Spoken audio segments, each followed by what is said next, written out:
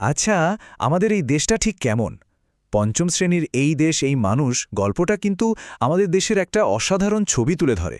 তো চলুন আজ আমরা সেই ছবির গভীরে যাই আর নতুন করে আবিষ্কার করি আমাদের দেশের বৈচিত্র্য আর তার ভেতরের ঐক্যের সৌন্দর্যকে। একটা লাইন, সার্থক জনম আমরা জন্মেছি এই দেশে। এই একটা লাইনের মধ্যে কিন্তু লুকিয়ে আছে কোটি কোটি মানুষের মনের কথা, তাই না? এর মানেটা কিন্তু খুব গভীর। এই যে আমরা এই মাটিতে জন্মেছি, এটা শুধু একটা সাধারণ ঘটনা না। এটা আসলে আমাদের জন্য একটা পরম সৌভাগ্যের ব্যাপার, একটা গর্বের বিষয়। কখনো কি ভেবেছেন আমাদের আসল পরিচয়টা কি? এর উত্তরটা কিন্তু আমাদের এই দেশের মধ্যেই লুকিয়ে আছে।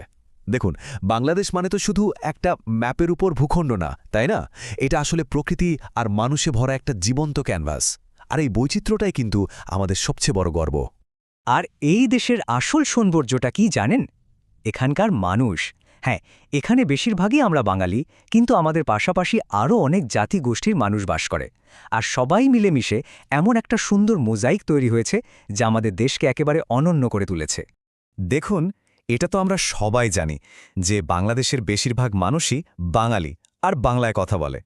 কিন্তু গল্পটা যদি এখানেই শেষ হয়ে যেত, তাহলে কিন্তু আসল মজাটাই থাকত না। আমাদের দেশের যে অসাধারণ বৈচিত্র্য, সেটার পরিচয়টাই হয়তো জানা হতো না। আসল গল্পটা তো শুরু হয় ঠিক এর পর থেকে।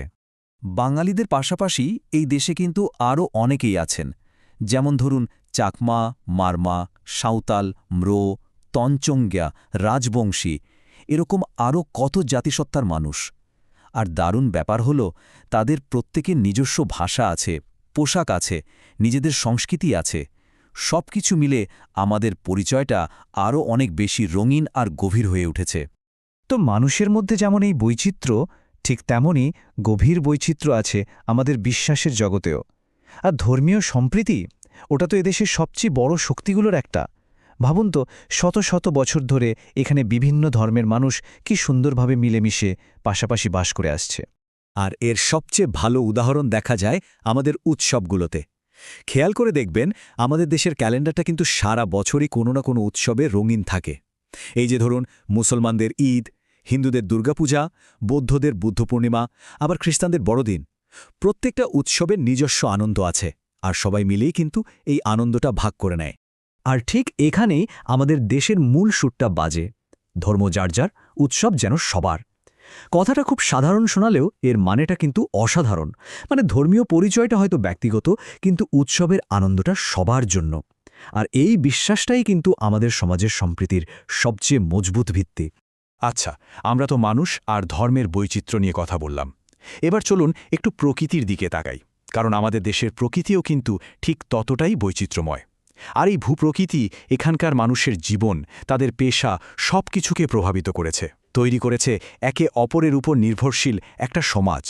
ঠিক তাই, প্রকৃতির এই ভিন্নতার জন্যই তো আমাদের দেশে পেশারও এত রকম ভেদ।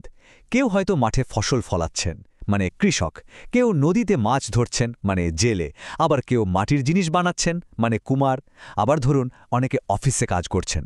আসলে প্রত্যেকেই কিন্তু নিজ নিজ জায়গা থেকে দেশের জন্য কাজ করে যাচ্ছে। আর এভাবেই কিন্তু আমরা সবাই মিলে একটা সম্পূর্ণ ইউনিট হয়ে উঠি। এ দেশের প্রকৃতিটা সত্যি বলতে একদম যেন এক শিল্পীর আঁকা ছবি।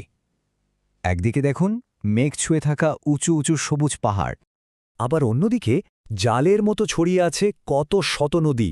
এই নদীগুলোই তো আমাদের মাটিকে এত উর্বর করেছে, আমাদের জীবনে গতি এনেছে। আর যদি দেশের দক্ষিণে যান তাহলে তো কথাই নেই, সেখানে অপেক্ষা করছে পৃথিবীর দীর্ঘতম সমুদ্র সৈকত। ভাবুন তো একবার, একই দেশে পাহাড়, নদী, আবার সমুদ্র, প্রকৃতির এতগুলো রূপ, এটা আসলেই একটা বিস্ময়কর ব্যাপার।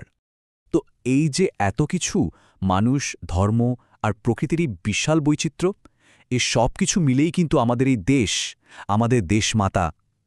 কিন্তু একটা প্রশ্ন থেকেই যায়, তাই না? আমরা কেন আমাদের দেশকে মা বা জননী বলে ডাকি? এর পেছনের আসল ভাবনাটা কি? আর এই প্রশ্নটাই কিন্তু এই দেশ, এই মানুষ গল্পের একেবারে কেন্দ্রে রয়েছে। কেন এই দেশকে জননী বলা হয়? এর উত্তরটা কিন্তু কোনো কঠিন বইয়ের ভাষায় লেখা নেই। এটা লুকিয়ে আছে আমাদের সবার খুব পরিচিত একটা অনুভূতির মধ্যে।